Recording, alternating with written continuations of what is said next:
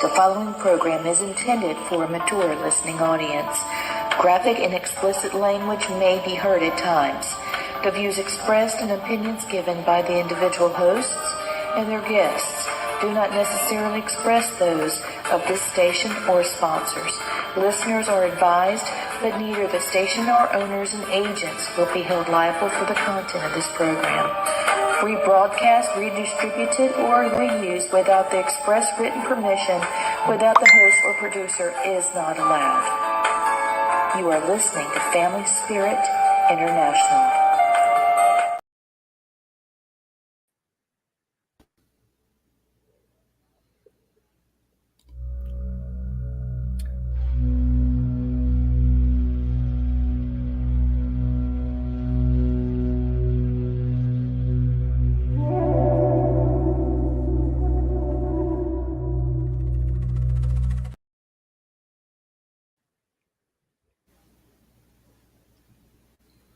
Hey, we're here.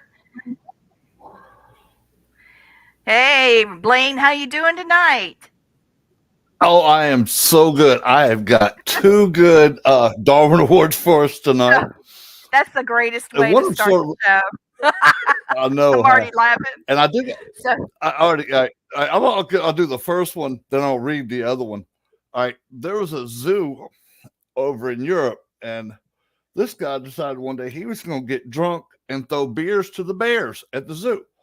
Well, after he had a few, he decided he was just going to go butt naked, go in there and drink with the bears. And I guess the bears didn't like that idea too much. They mauled him, and then they drank the rest of his beer. Just left him dead, but they drank the beer. He said the zookeeper came in and found all the bears were just lit off their ass. and oh my golly.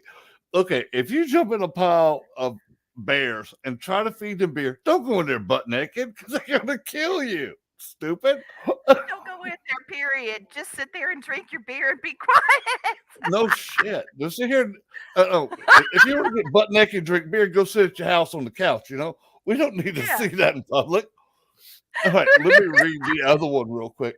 Oh my gosh. This happened on Friday the 13th. Scott and his sister Kimberly had an electrifying experience while attempting to view the annual Perseid meteor shower. Scott, an aspiring young astronomer, set up his telescope for a close view of the sky. Alas, poor Scott did not reflect on the merits of using a telescope while watching the Perseids. A telescope is a really hindrance. Let me get my eyeballs here straight. Sorry. For watching the meteor shower. The wide field of the vision of a naked eye will catch more shooting stars than a telescope, particularly if that eye is taken away from the city lights and the desert, the mountains. Having already proven to be a poor astronomer, Scott proceeded to show that he was not much of an electrician either. Bothered by the glare of the nearby street light, he broke into the base of the light pole and attempted to sever the 4,000-volt power cord. He was pronounced dead at Hoag Memorial Hospital shortly after his spectacularly aborted Skywatch attempt. Oh my God. Oh, he tried to sever this. Yes, he tried to cut the power line. And no ground, no nothing. He just went there and said, hey, listen. Hey, just cut it right off. Natural attrition, hey. It's one of those things. There's two less people in California now, so. Oh my goodness, that's crazy. Christopher's laughing. I think he is, yeah. Oh, I know he is. I know. I love starting with this because we get off with start off the show with a great laugh. Yeah. Why not? We talk about nature, we talk about the supernatural. Why not talk about the Darwin Awards? The Darwin Awards are, you get on there for a reason. It's not a great reason, but Sure it is. It makes me laugh. It makes me laugh too. Oh my goodness. Well, tonight we have a great Yeah. guest. We've got a wonderful author. He's a great friend of mine, and he's extremely talented, and he's well connected within the supernatural, so he could give us all kinds of information. Nice. Lee, let me Um, make one announcement before we go yes, live with our guest. Okay, anybody going to the Deep South Para Comic Con down in Ozark on the 19th and 20th of August, if you want to go to the workshops, you need to buy a ticket to get in the event. right. You just can't get in to see the workshops. You got to buy a ticket because it's actually for a fundraiser, which will go to the Boys and Girls Club around the what they call the Wiregrass area. So yeah, it's you're not just paying to do something. You're actually helping a charity, and Yeah. being a product of the Boys Club when I was a little kid. It kept me out of trouble somewhat, but but it gave us something to I was do. Yeah, I was a scout and I had a great time. It's a great way for parents to do something fun with their kids and other kids. I mean, it's a great Hmm. way to learn. I saw my son sewing the other day and I thought, what is he doing? What are you sewing on, sweetheart? He said, I'm moving buttons around. I hated those buttons. And I said, how did you know to do that? He said, Mom, you don't remember teaching me when I was a Cub Scout? I was like, Yeah, whoa. my, So my there's a, grandma taught me when we were little. I've probably sewn more hymns and collars and yeah, you need to know how to do everything it. else. And It's I learned how to hand stitch. I learned how to work a sewing machine. But yeah, I, I could sew like sew like a mug. Well, let me tell you. Well, that's awesome. So there's a great reason for all of this. For those of you that are going to come to the Deep South Para Comic Con, please come by our table. Blaine and I will have one together. Hmm. We have our newest book that just came out, and Yeah. it's called. Go ahead and tell them the name, Blaine. You want So me to you do it? think you no? So you think your kid's a psychic? That's the Yep. name So of it's our new about book. Yes, it is, and it's about obviously psychic children and what you can Hmm. do as a parent to Yes. nurture them and where these come from. Where did these gifts come from? Are they for real? Hmm. So there's some quick links in there for you. There's also some things that you can question your family, see if you can find the origins, and basically you'll be putting on your detective hat as well as your out of the box thinking hat. Oh So yeah. it's going to be a lot of fun for you and your family because it's uh it's something new, something that's original for your family. Not a lot of Yeah. people can say they have that ability, so there's always Yeah. great ways to improve it. So tonight, let's go ahead and welcome a very special guest. He is the author of it's called Iroquois Supernatural. Let me get it a little closer because I have my filter on for my background. Is called Iroquois Supernatural. And in this book, it's the history of the Iroquois and supernatural. Let's see if I can get it this way. That's okay. I'll hold it up later. Um, this book is about the 1,000 years back, the Six Nations of the Iroquois Confederacy, and he Hmm. could tell us about that. And he has lots and lots of guarded spiritual legacies that he can talk about, as well as the Finger Lakes region and Niagara Falls area. I was hoping that Professor Young could come on the show because he's friends with Mason and he lives in that area. But Mason is the author of 9 books, including the Wow. Supernatural Saratoga, and he is also the founder of this incredible haunted history Ghost Walk Incorporated. So without further ado, let's bring him on. Thank you. Wow, with a build up like that, that could all be downhill from here. Oh no. No, sir. It I, only gets better. I could get it does. I could have to live up to something. I get a little scared. That was the plan. No, kidding. Okay, no, really, No. honestly, we talked about maybe having some questions in an agenda tonight, and I said, just let's talk paranormal. Bring it all Yeah. on. If I don't know something, I'll admit it. If I have a chance to learn something, I'm always grateful for that. Oh yeah. So Always. before we get started, I want to say hey to some of our regular viewers. We have David. Hey, David, Etta, how are you? Hey there, Andy. Hi, Carol. Oh gosh, there's this coming in pretty quickly. I'm not going to be able to do them all. So you've got a lot of people listening and watching. It's going to be fantastic. I oh hey Etta, yeah, he's my buddy. Okay. So in this book, Iroquois Supernatural, the subtitles at the bottom, the subheading is Talking Animals and Medicine People. So how many? First of all, how long did it take you to write this really thick, cool book? Usually it's hard to say. I think from when I started seriously writing the book and putting stuff together, it might only have been 6 months, 9 months. Yeah. But with a lot of books, there's a long process after that. They hang on to it, they edit it, they send it back to you. So, it's hard. It was probably 2 years between when we got the deal and when the book came into print. They're not all like that, especially these days. Things are speeding up. Yeah. Things are really speeding up. Yeah, I'm turning in a book in about 3 weeks, and it'll be in print in a month. So can you tell us a little about it, or just I'm gonna happy. wait?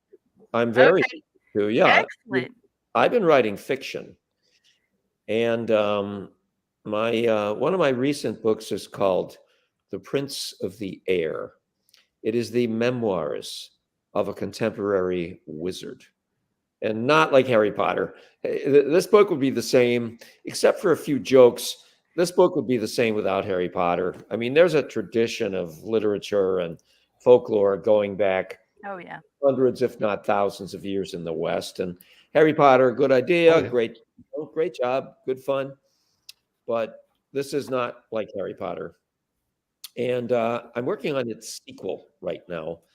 It's called The Elven Smith, Elven. And that basically means the fairy blacksmith. Oh, It's the further adventures of this contemporary wizard and his adventures.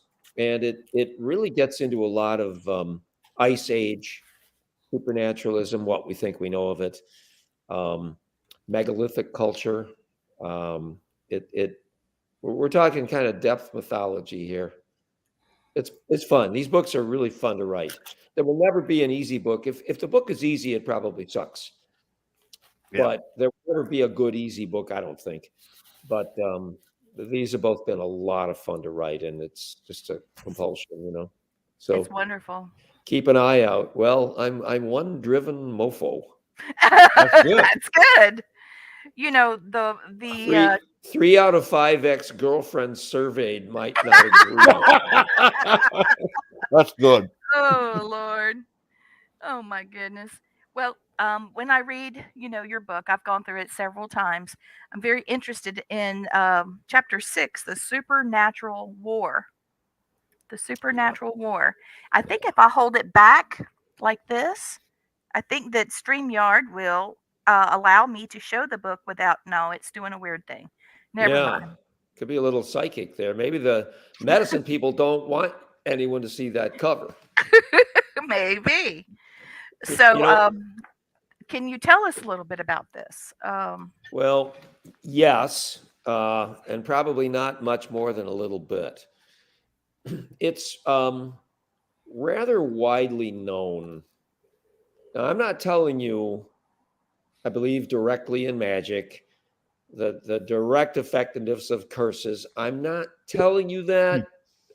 I'm telling you, though, that when you interview, responsible eyewitnesses, you very often get a picture that inclines a little bit that way. It's not only among Native American. I don't. Is that the right term these days? I'm trying to be respectful. First Nations, First First Nations, Nations, Indigenous, Native American. I think Okay. it's all pretty much the same. Yeah. As long as we don't have a white activist around, then I could be in trouble. Yeah. Well, I know in Canada it's First Nations. They want that. Sure. Well, whatever. I just try to be respectful human being. If I know how, I will. Mhm. But within belief systems, it really does look like occasionally the process of cursing can mess up somebody's life. Oh, yes, it can. And Yeah. when factions on, at least I'm talking Six Nations right now. I don't know any other native group better, but at least among the Six Nations, they have disputes with each other. Oh, yeah. Yes, they And do. you know, they're a beautiful culture, but they're not super beings who are Mm-mm. devoid of all contention, you know. Mm-mm. And it That's really right. does appear that when factions among the nations are fighting, there are medicine people on both sides. Oh, Mhm. yes. Well, that came as a shock to me about 10 years ago. And I had an old buddy, a Tuscarora. He was a medicine man. He was also a member of the False Face Society. And they don't usually tell you who they are. But towards the end of his life, he admitted to me that he was a member of the False Faces. But he told me once that he was very respected as not only a healer, but he could curse you. He could fix your Oh, yeah. wagon. And when there'd be a fight over gas or gambling or dispensaries or tobacco, people from both sides would come to Ted Williams and they'd ask him to do some work for them. And he said to me, you know, it always disappoints somebody when I tell them I can't work for them when I've got to work against them. He said, but I always base my decision on what will be best for the unborn children 7 years or 7 generations down the road. 7 He was generations. always Yeah. looking forward. And Yep. and this is the first time I met him. He was telling me some of this. And he looked at me with a smile and he even said, of course, if I'm working against, he said he was a medicine man. But he said, but if I'm working against you, I probably would look like a witch to you. Mm-hmm. And not only that, the medicine people get involved, maybe collectively, to stick up for the nation. And this they're exquisitely sensitive to incursions onto national land, reservations. Mm-hmm. And I'm sure you can guess why they might get a little touchy over things like that, Just Yeah. And there have been, and here's where what they're doing spills off the reservation. It overlaps into the paranormal. Mm-hmm. And a lot of people who are not members of the nation, they're not natives, will see stuff. I have so many cool stories about this. My Algonquin friend and co-author, Michael Bastine, co-author of that book, Iroquois Supernatural. He's a great storyteller. And he had this story. Apparently, when he was a young man, he was training with Wallace Mad Bear Anderson. Now, he passed away in like 1985. I thought he did. Yeah, but but Mike was a real young guy then. He was training with Mad Bear. And he's working at the time. He had an apartment in like Williamsville. And he's only been there about a week. And he comes out to get into his car one day to go off to work. And one of his neighbors, a white guy, comes running out and going, "What nation are you? What nation are you?" And he goes, "Well, I'm Algonquin." And the guy just immediately looks relieved and he says, "Oh my God, thank God." And Mike goes, "Well, what's the deal?" And he goes, I just can't handle any more of them Tuscarora. And Mike starts laughing. They're pretty powerful. He starts laughing and he goes, What's going on with that? And he goes, "Well, there's one of them up on the reservation. I guess he was a lineman for a gas company or something like that. And they were putting a gas line, or they're doing something with reservation land. And the Tuscarora kind of took exception to it." Mm-hmm. And he said, "There's this one guy up there that's making us a world of trouble. And I just don't want to have anything to do with him." And my friend Mike goes, "Well, who is it?" He goes, "It's some guy they call Mad Bear." And Mike starts laughing. He goes, "Well, that's who I'm driving up to see." And the guy, he Oh. just like collapses, and he's this weeping, bubbling wreck. And Mike, he calms him down and says, "All right, look, I'll get to the bottom of this. What's going on?" And it turns out, I mean, the year is probably like 1982 or something. Apparently, maybe the Niagara Mohawk Power Company or one of the power companies in the state had some designs on reservation land. They didn't want to take the land. They wanted the right to drive a power line or a gas line or something, might have been electrical, through this broad channel through reservation land. And man, go around it, you shouldn't touch that stuff. But at any rate, apparently Mad Bear, the medicine man, the shaman, was working up a little mojo.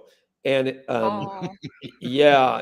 And it apparently, according to witnesses, it was very effective. Like these beautiful big bulldozers, brand new, would just stop working and never work again. They had to be towed. I know the workers were seeing apparitions, all kinds of things. And it thoroughly spooked them. Well, and you can still find people today who will talk about that period. Oh yeah. Wow. There's a lot of people don't realize that when people that use ancestral protection, people around them don't realize that when they call their ancestors, they're calling them from 1,000 years ago. And they do have very special, very secret knowledge of different energies and powers, things that we don't even know. And they've agreed to stay with their family 7 generations, just like the curses or these ill-gotten, you get what you're giving out to people. It's just sort of it's actually a protection shield, but it can turn into a curse. And then there are those that are just straight up cursed. I know several people that have had that happen. One was an actual skinwalker, because that starts as a curse as well. So wait a minute. What nation is your friend? He's a Seminole. They got skinwalkers down there? Yeah. Well, he traveled. Traveled. So when he came to the reservation, he was coming from a long distance, and the chief allowed me to meet him because he wanted me to have that opportunity, and he had complete control over the guy. There was no danger. The chief was pretty fierce man. Yeah. Well, I'm a little bit of a stickler with terminology, so I always like to kind of, this, that, the Iroquois nations that I know, Seneca, Tuscarora, Mohawk, Onondaga, Oneida, all of them, they don't use the term skinwalker, at least not until recently. They haven't used the term skinwalker much, but I have spoken to them. And, I go, "Hey, you guys got a skinwalker up here?" And they go, "Oh, no, not us. I go, "You got anything like it?" They go, "Yeah." So, maybe my focus on terminology is a little misplaced here. Might be for me too. I was a child, Yeah. Well, a lot of it, Mason, is they have different names for it. Like some tribes will call that animal medicine, or some tribes will call them White Walkers, or they'll call them something else. But shapeshifters, and that's every tribe has some form of that in their background. And it might even go back as far as the sky people or the sky gods and stuff like that. So yeah, that's in my perception, that's absolutely correct. Yes. I'm sort of a generalist, and I study supernatural customs and folklore and magic and all that kind of stuff. And the stuff in North America, as diverse as it can be, there are similarities. There are overlaps. It's like you can Oh tell yeah. you're on the same continent, and Mm-hmm. very often, I mean, I know that there are doors closed to me, and I respect the hell out of that. I Oh don't yeah. need to be told everything, and there's a lot of stuff. Probably the inner stuff I don't know. But It's I was able to make a nice thick book out of what I did know. what you did know. Yeah, Yeah. what I was able Yes. to put together, and Yeah. that's about that. That really, that book is probably entry level. But there are so many people who are not exposed to the beauty, the Oh no. grace, the Oh inspiration of the authentic tradition. That was the reason I and my co-author Mike Bastine, and that's the reason we wrote that, was admiration. oh Mhm. yes. Yes, it's very obvious. Yeah. Well, Go I ahead. know the Iroquois and the Cherokee are very close related. They are. People they have intermingled. They have traded with each other. They've had treaties with each other that the United States broke with every Native American tribe. But The language, I believe, is related. I'm pretty sure. yes. Um, now Hmm. the Tuscarora were a Carolinas Yeah. nation, and they probably, of course, a lot of. I don't know the specific history between them, but I know, the Tuscarora are not exactly known for getting sand kicked in their face and taking it gratefully. No. I mean, Yeah. No. all the Iroquoian nations were great warriors, and Yeah. the Hmm. Tuscarora are one of them. And I Oh know yeah. at about the time the white guys landed in the Carolinas, the Tuscarora were getting a lot of pressure on not only their territory but also their culture. There's Yeah. even a rumor that some of their children were being sold into slavery, which could kind of tick a guy off. And Yes, it would. they were in a big conflict with their neighbors at the time they started migrating north, Hmm. um, to join their brethren in New York State. Maybe you guys know more about this than I do, but I think that's still considered one of the mysteries of American Oh, it. archaeology and Oh, anthropology big time. is, Big time. how did an Iroquoian speaking nation end up in North Carolina and the rest of them in New York State? You guys know anything about that? My guess is they branched off because their tribes were getting too big, so they probably went for better hunting grounds and better fishing grounds. And they were nomadic people, so they would go where You're the right hunting about was. that. You're And right then about they that. turn around and not overhunt over other caves. Now they might not go back to that first spot they were at for another 20 years and let it build Right. back up again. But yeah, 7-year cycle for the corn. You can Yes. yes, raise the thank you. corn for a period of years on one Hmm. patch, and then you got to move somewhere else, and it may take you 3 cycles. You'll come back Yes. 21 years later, and that original field you had has probably revivified itself, and you'll be able to Yeah. raise corn there again. You can Cool look at that stuff. now on modern farmers now. They'll, especially down here, they'll grow cotton one year, next year be soybean, the next year be corn, or yeah, corn, cotton, corn, soybeans, and they'll rotate that out because each one takes different nutrients from the dirt, and that's stuff they learn from watching Native Americans instead of They ought just to growing the same crop year after year. they ought to keep watching them. There's a lot we could learn. Oh, believe me, I know. Yeah, So you're correctly right. Go ahead, Lee. I'm sorry. I know that the Iroquois had the tendency to relocate once the soil was no longer suitable for farming, but Hmm. they didn't just take off according to the seasons. They were actually watching the soil, and but I know that the Seminoles were very um, they would welcome people of other tribes pretty Hmm. quickly, which is why I was welcomed into the tribe. I'm not Seminole that I know of. I mean, how would I know? But I have taken DNA tests. I've done significant background checks and looking at different roles if they are right.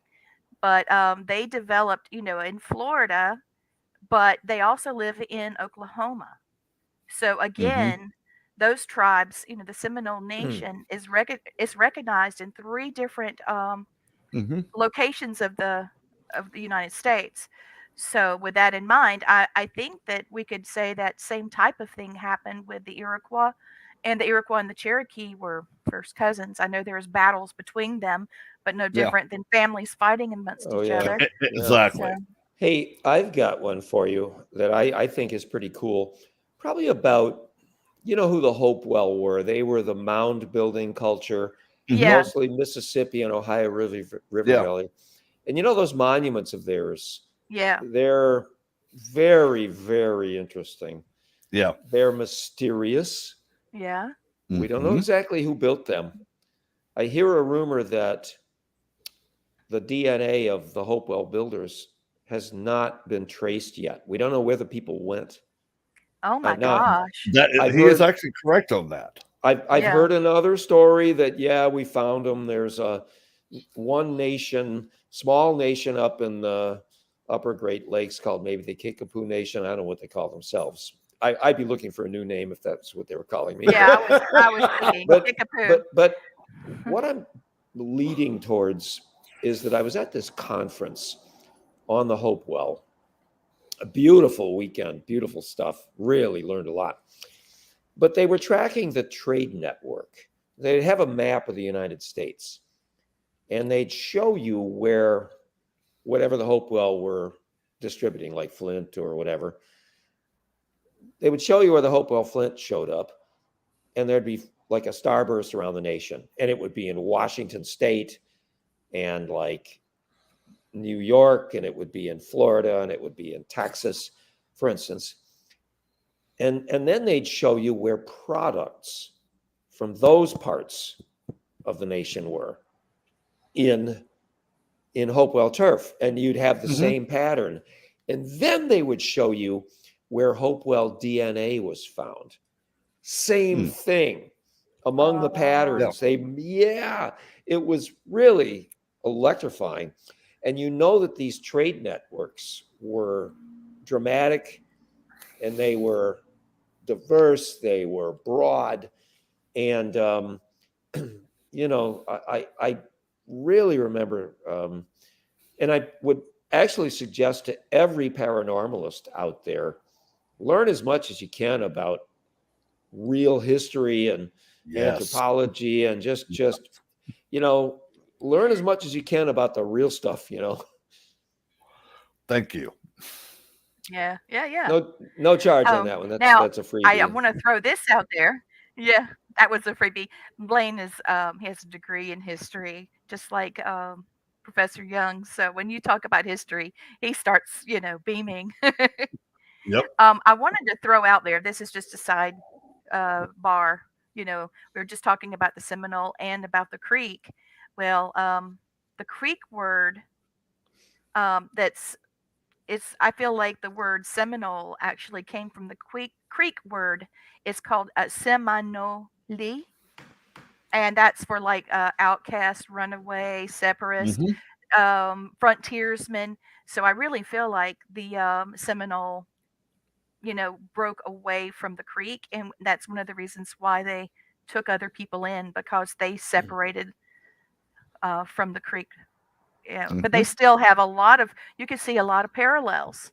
Yeah. Well, the Longhouse Nations, the Six Nations, the people that Mhm. we've called Iroquois for the longest time, they were big Yeah. adopters. They were Oh, yeah. known as that was their Longhouse was symbolic of this, and Right. it's not Mhm. because they were these Pollyanna at Disney World pushovers.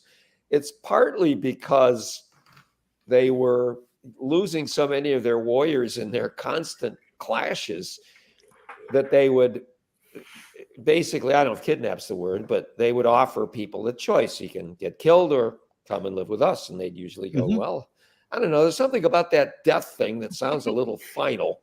Yeah, it's a little Why don't we permanent. kick around the longhouse for a little while? See if that's any better. can always kill yourself later, you know. So Exactly. I mean, there's a and bear that's hungry somewhere that'll take care of you. I but do. Oh, a lot of outcasts from the European communities were joining the Longhouse Nations. yeah. Yes. Escaped slaves, Yes.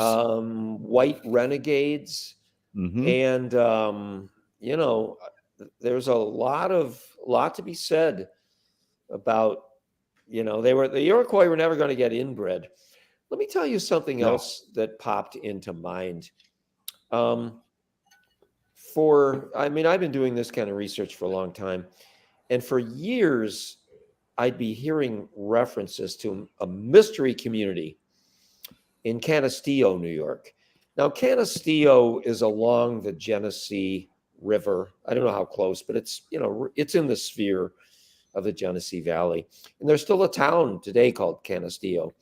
And there were references about this mystery community. And the Seneca people who own the turf would be talking about these outlandish costumes and Hmm. strange people in this community.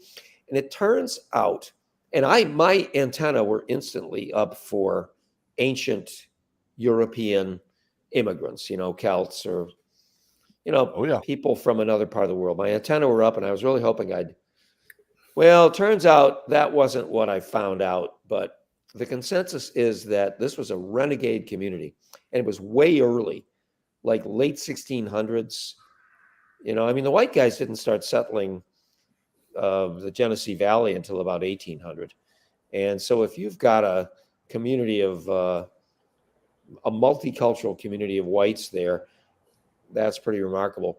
And the leader of the Canisteo community was apparently this big dude called the Swede.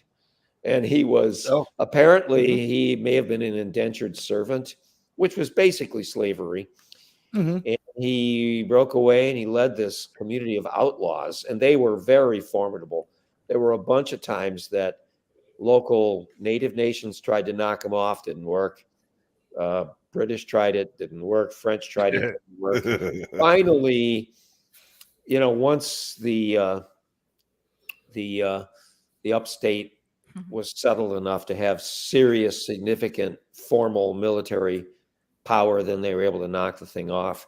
Hmm. But I still think there's a bodice ripping novel out there about the Swede and the outlaw community, and I will never write it. So anybody else is welcome Yeah. to. Well, That would Mason, be amazing. I'll tell you this. My grandmother's full-blood Cherokee, and Oh, she told me that stories, wow. you know, oral stories passed down, that there were a time when there were um, European people like Vikings, Celtics, that actually came and interbred with the Cherokee people and the Iroquois some too.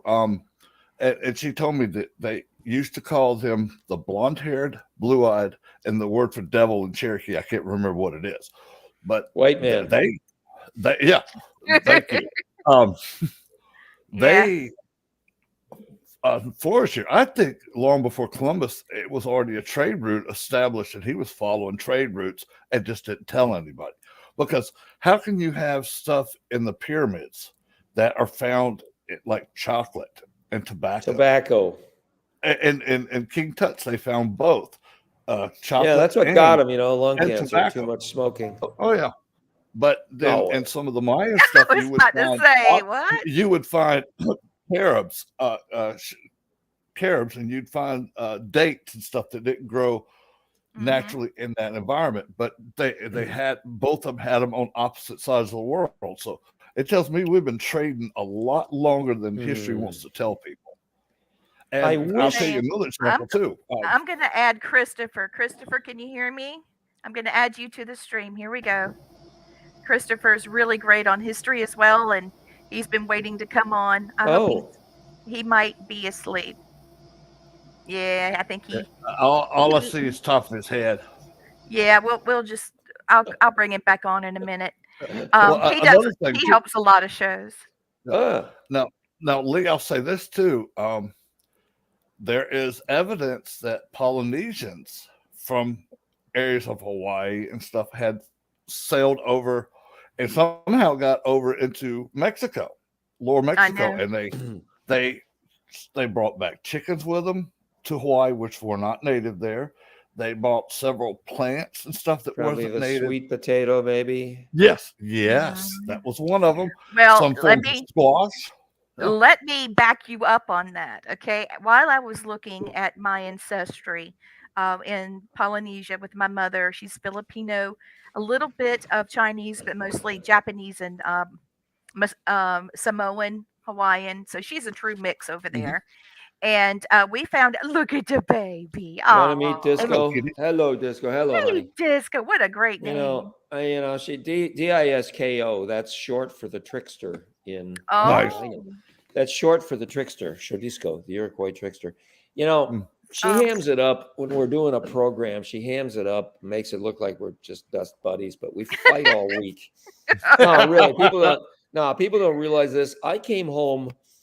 During Wimbledon, I wanted to be watching tennis. I came home. I found the Disco. She figured out how to stream. She had the Animal Planet frozen on Lions and Hyenas Week, and then hid the remote.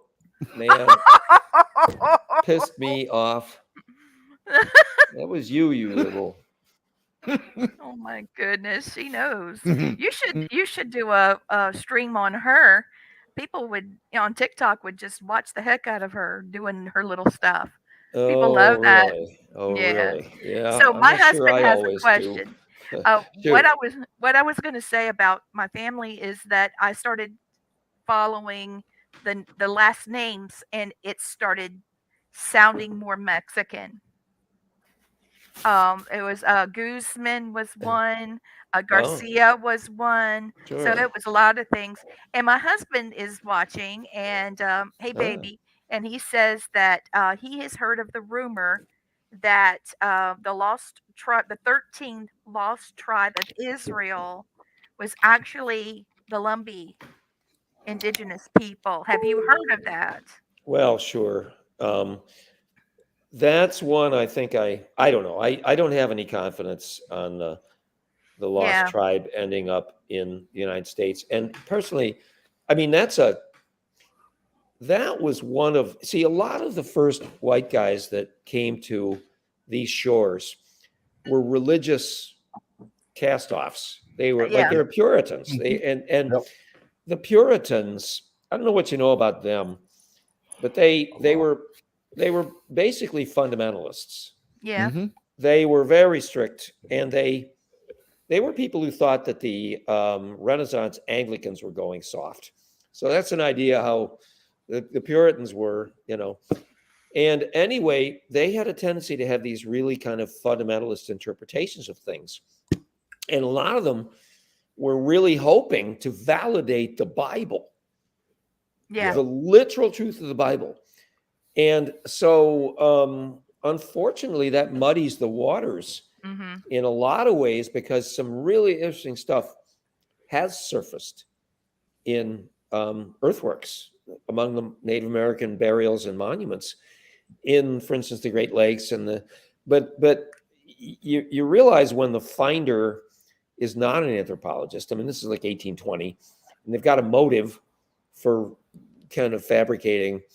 It really throws a monkey wrench into the really cool stuff that maybe could be accepted by the mainstream.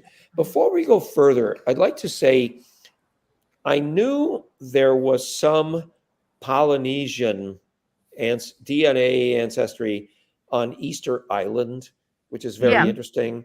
Yes. And I knew that there is mysterious DNA among many Native Americans. There are two of the most interesting I can think of. One of them is in Brazil, on the eastern side in the rainforest. They found a persistent admixture of DNA from Australian people, as in the bush, the Australian Aboriginals. Yeah. And it's, I think, only found among that population. And it's old, like it branched off 15, 20,000 years before. You can tell when the last genetic contact was. And that's really interesting. And I was at a conference of an archaeological conference with the late, great Dennis Stanford. He was a remarkable man. He was kind of a cowboy. He'd wear a cowboy hat and really cool guy, but great scholar. He was, I believe he ran American archaeology for quite a while. And he had a theory that, well, first of all, he had found a sort of an X-DNA among many Native Americans of the Great Lakes, particularly the Northeast. And this was Caucasian. It was white guys. And it was, I think they called it ANE, Ancient North Eurasian. Mhm. But it was a chromosome, it was like DNA material that was really old. It was like 20 to 25,000 years old. And how to get there. And he also found a connection in Flint Points. One of the, I've got the amazing decomposing headphones here. They're collapsing on me. And they're really effective except for that. Yeah. So let's try this. Whoops. You guys still hear me okay? Perfect. Yeah. Here? Okay.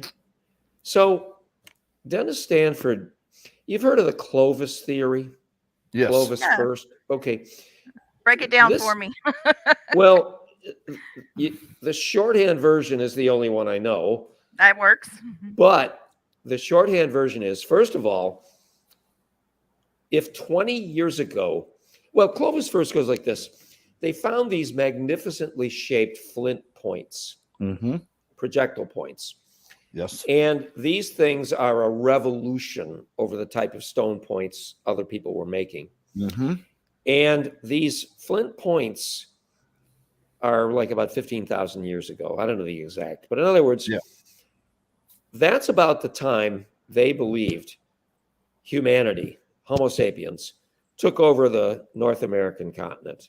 Yes. And part of the reason they believed that is because the animal predators, short-faced bear, dire wolf, megatherium, saber-tooth, hyenas, bear dogs. They had a magnificent array of deadly predators.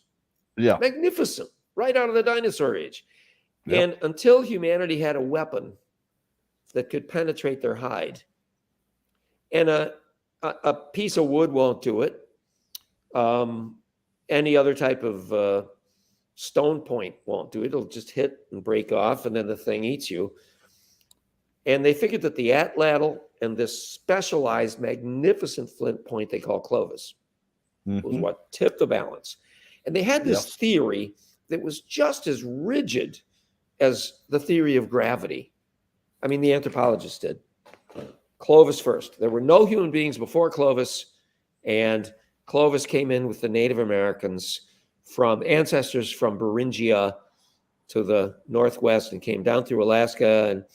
But Dennis Stanford was discovering, well, a couple of interesting things. One is the oldest findings of the Clovis were on the East Coast of the United States. They weren't coming from the direction of the West, like Alaska.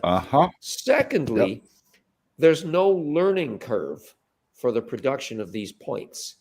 They in the record, they appear fully made, and they're the end of an evolution of stonework. But you can find the development phase in Europe. There are Really? Well, this is Dennis Stanford's theory, and he knows more than I do. That doesn't prove he's right about that. As a matter of fact, he even said, I'm ready to be proven wrong, but do it. Because I haven't seen anybody prove him wrong yet. He found DNA. He found the oldest Clovis points were on the American East Coast.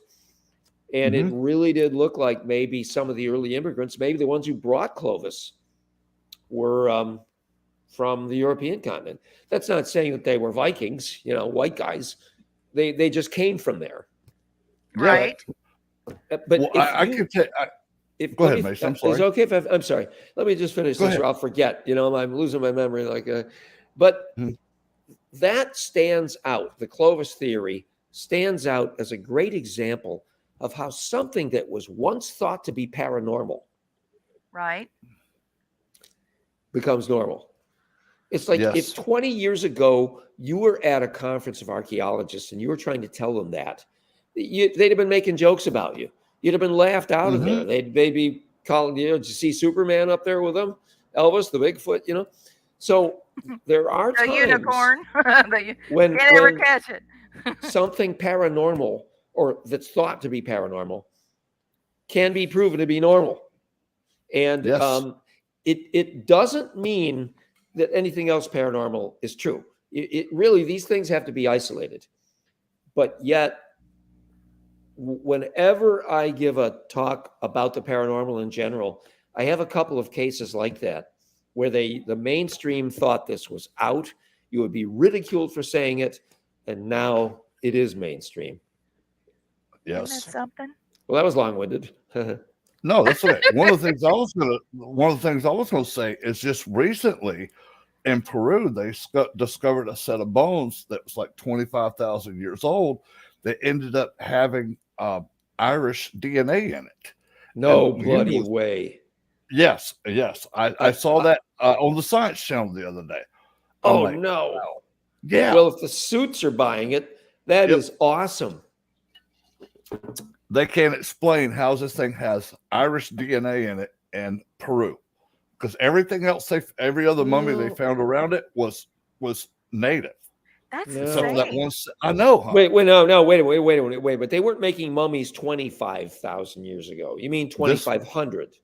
This one was not mummified. They just bones, estimated DNA, crack a bones, tooth. DNA. I would do me a favor at the end of this program. Send me whatever link you got. This is fascinating. Okay. I would love to see it. Well, you know, there were massive traditions in the Andean mountain range of mystery populations of whites, including giants. Yes. I love that stuff. I don't know that there's ever been great evidence for it, but I mean, you know, that almost gets us into giant skeletons and lost nations. And don't get me started there. I've got a whole beautiful opinion. stuff. Yep. Yes. Oh, yes. I actually was able to hold one. A fragment, a skull, a giant skull. Yeah, it was big enough for me to hold, but does any museum have this? No. Why? I don't know. Most museums will hide those. Well, you know, the Catholic Church gets them and dumps them in the ocean. Oh, well, why those black robes? Well, once again, they think they were all Nephilim, so. Yeah, they do. Well, the church thinks that? Yes. Oh, yeah. Absolutely. Well, all right. But because Nephilim is kind of a post-biblical myth, right? Or it's Old Testament. It is. It's like pre-flood. Yeah. Okay. So I get it now. No. So the reason the fundamentalists would not want something like that is because they had this date of like 4004 BC. The world is not older than that. And so, I honestly. Well, they said no to the book of Enoch. So they don't want to have any proof. Well, if you look at the way, you know, I get into some kind of occultism and conspiracy theory too. And when you look at the way, go back about 2,000 years and you look at the way the Bible was composed and the way Christianity formed, you had two factors there. One is the early Christians were hankering for a source of orthodoxy. So in other words, we're going to get together, we're going to figure out what goes in this Bible and what do we stand for? What is our official interpretation? And, that was one factor. And the other factor is that early Christianity was a very competitive faith. Yeah. And I don't criticize it. Yes. There's enough people doing that right now. I never like piling on, if it's an easy target, I'm not going to take the shot. But that's a way easy target. It is. There's a lot of easy targets I don't like these days. I crave knowledge so much that I have a tendency to throw rocks at it. But Christianity, you mean? Well, we can Well, talk about that, but I don't let have a me. problem with Christianity, but I do have a problem with politics, and there's so much wound Yep. up in it that I'm constantly sorting through the chaos, the minutia of it all, looking for the original message. But interestingly, the Cherokee believed that there would be a Messiah, just like the green corn ceremony of the Seminole. They believed the same, but their religious system was set up that would blend more with Roman Catholic Church. So that's another reason why the Spanish enjoyed working with them. Everything just flowed well there. Oh, with the And it, Seminole. yeah, the Seminole folks just blended Hmm. right in with the Spaniards because Hmm. the Roman Catholicism, the belief system was set up very similar to what they already knew Hmm. as the indigenous religion. But the Cherokee was more of a Protestant nature. So, I say we because I've got three kinds of indigenous DNA in me. You know, my ancestors were prime rich targets for them, uh, recruiting, getting their getting their buy-in from them so that they could grow their church. Yeah, early Christianity was a very competitive faith, and Still that's is. probably why. Well, they're ducking a lot of flack these days. I mean, a little bit of it's, at least the Catholic Church is a little bit of its, it takes them a long. It's a very old faith, and It is. a lot of the people who are making the deep decisions, they're 50 to 100 years in the past of social trends, and they don't always Mm-hmm. catch up with immediately. You're right. But You're right. but that could be part of the reason that Christianity has been such a remarkably successful faith. Is, I mean, you Hasn't look it at the though? way it's spread. Um, if they were, you can't, if that was a business, you couldn't argue with its With his business plan. success. Right. Yeah, you're right.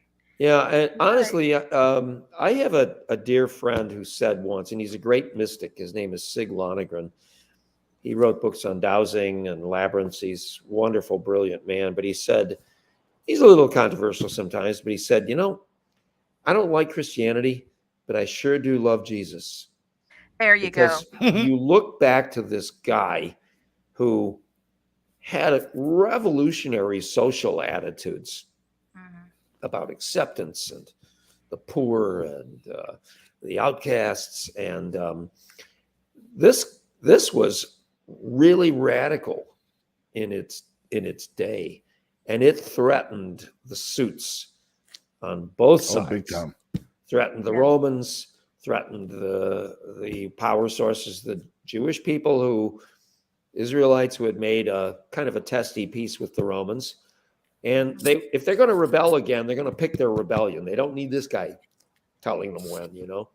So it was kind of a complex set of Yeah, cookies in the kitchen there. there's a lot of moving parts for sure. Christopher's ready to come on. I'm going to bring him now.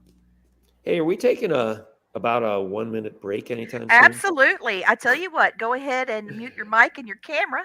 Your And host has been I, sipping water all Hello. night, and hey, hey, Christopher, you guys uh, How are carry the you? ball. I'll be back in 1 minute. yeah, just turn your Mute. computer, the camera off, I'm trying to say, and Oh, mute it, and then we'll talk. And then when you come back, just come right on. There we go. Okay, Christopher. So we've been talking a bit about the basically the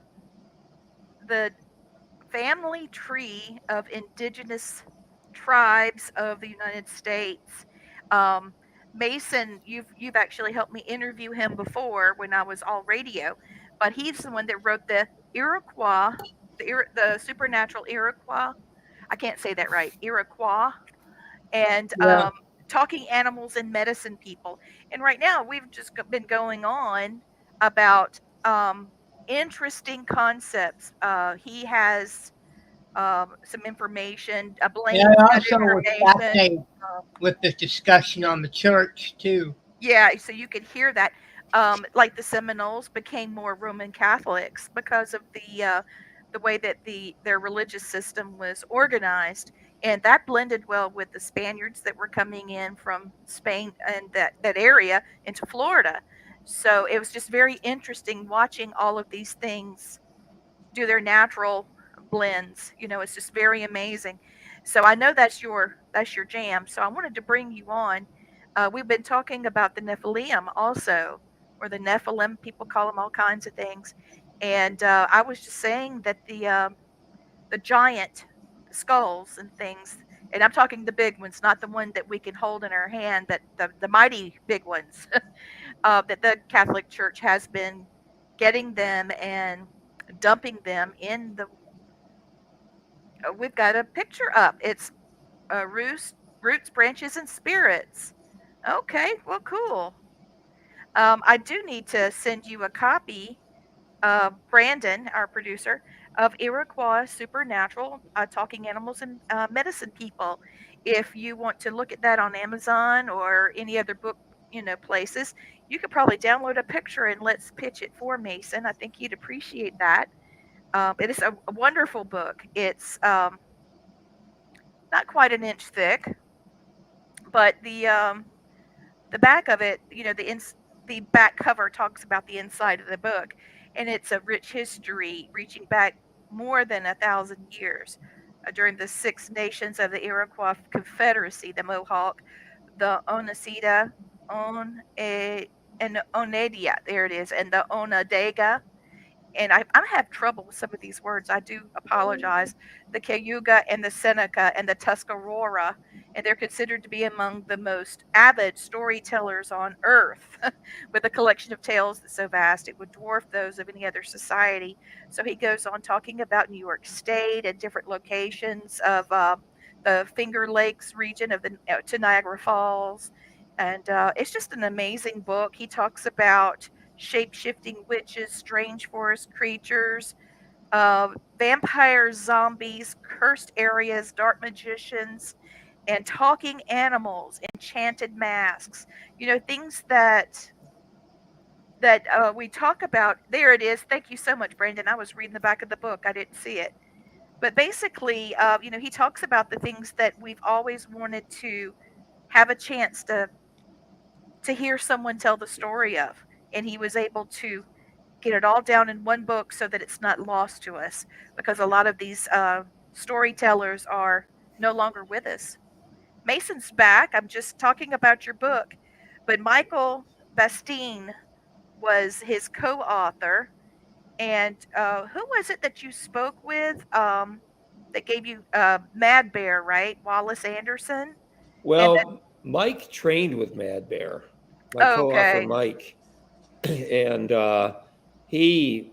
there's just about nobody that would have had better access to yeah, insights about Mad Bear. There is nobody left with us who spent more time with him and who knew him better. Mad Bear was a remarkable being, and he's controversial. I'll tell you that. I can see.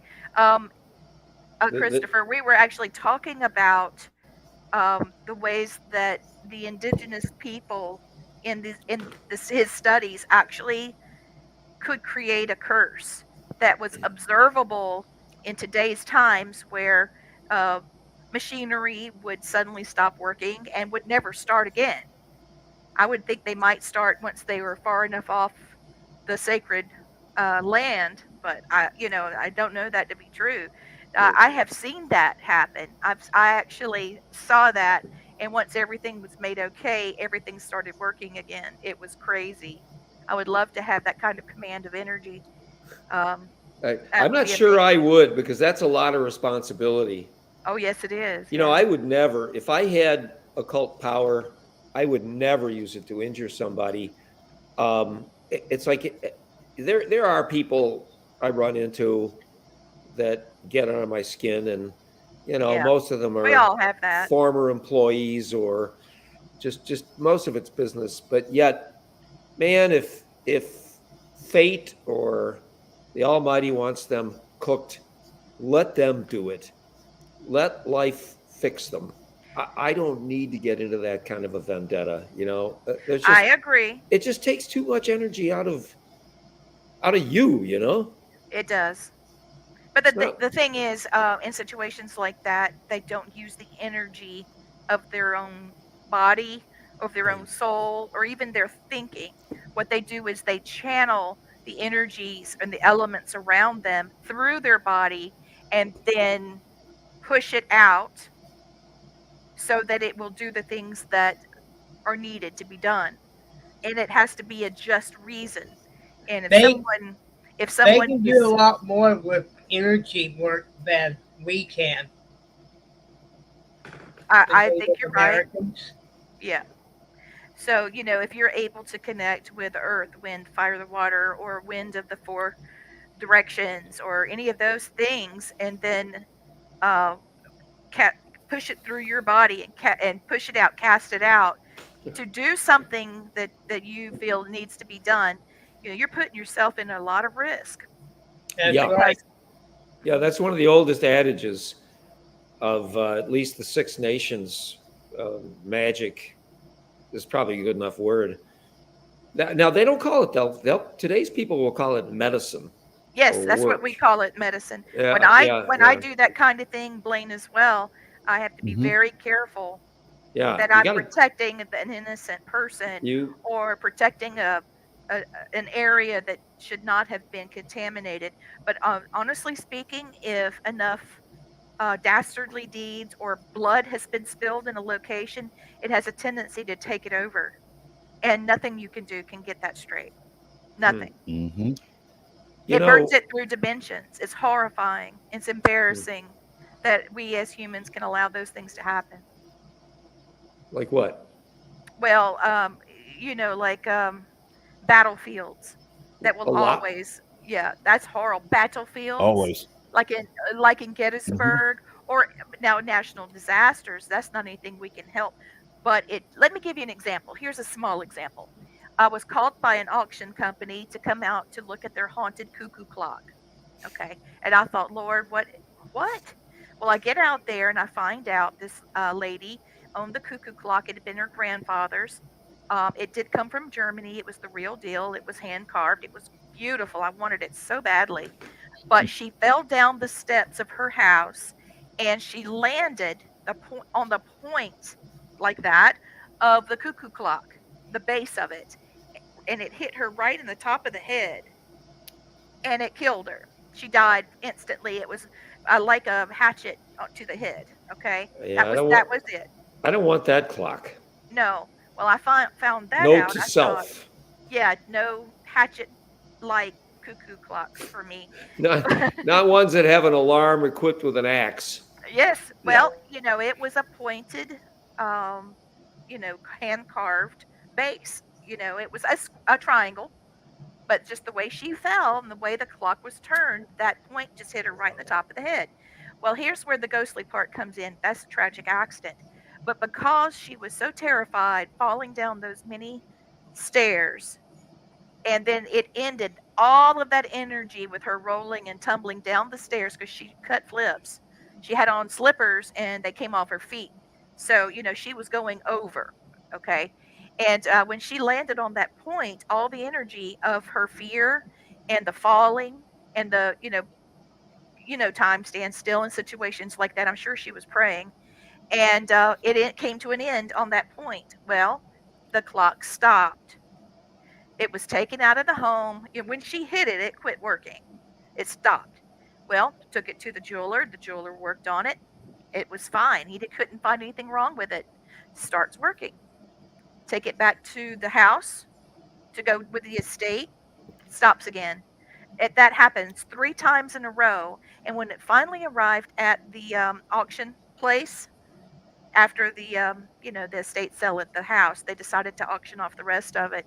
It was still not working, and it was sold as a haunted item, and it jacked the price up probably triple No because way. everybody wanted it. Yeah, I've had real estate agents tell me to come and pronounce some in that she's selling as haunted so she could get more for it.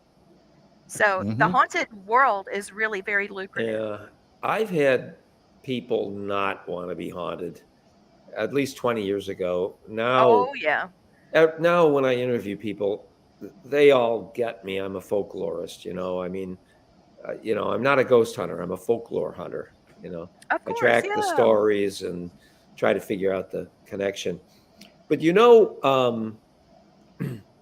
there is a sort of a law that if you knowingly sell someone a haunted house, Yeah. and And you don't they disclose. and I think this used to be only a law in 3 states, and I think they were original colonies like New York, Rhode Island, and maybe Massachusetts. I don't remember the Mhm. states exactly, but now it's everywhere. It's called the Yep. law of stigmatized property. And if there's ever Oh, been, wow. I think, right, if there's ever been a murder, a suicide, or a report of a Excuse me. ghost, bless you, it must be disclosed if I think the Yep. prospective buyer asks. And this is actually a court case from New York State. There's a town called Nyack.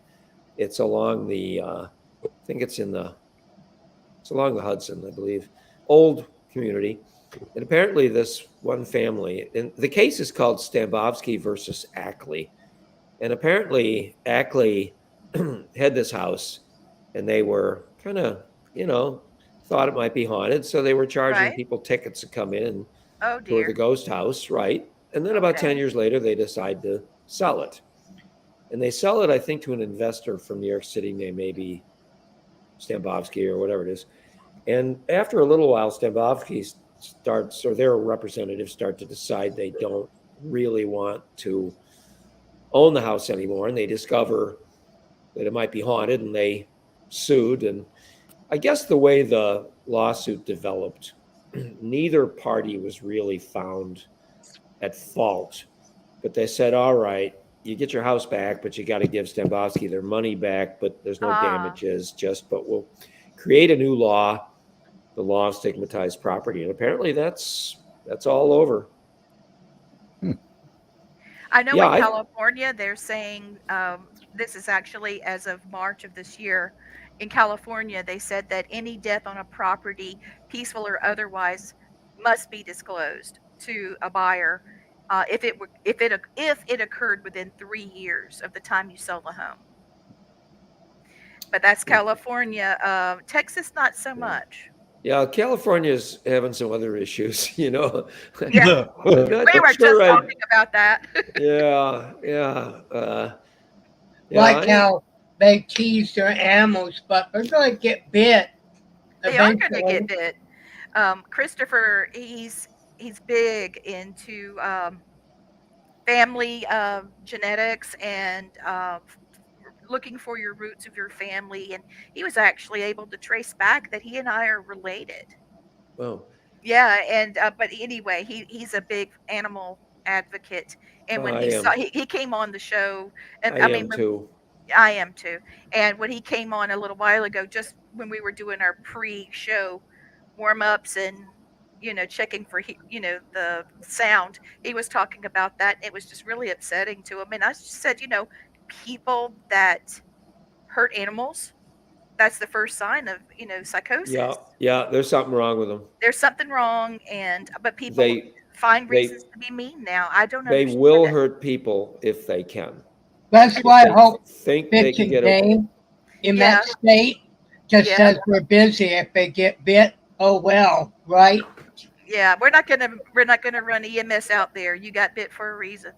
But I Yeah. do want to say that there are people that exploit spirits, and I have a real problem with people that go into places and they're wreaking havoc and trying Oh, to get a response. I don't mind trigger yeah, items like a Pro- perfume or smoking a provoking. cigarette, yeah, Oh, but God. provoking. Smoking a cigar, drinking, some bourbon, in a smoking room of a historic house, things like that, little stuff. Yeah, But the provoking, provoking behavior. That's dangerous on so many levels. Oh, I God, just think yes. I just think I dare some people to do that to indigenous spirits. I dare them. Well, Ooh. I don't, because probably if they do that, they're on a reservation. They'll get the reservation's a good place to get your ass kicked if you're being a jerk.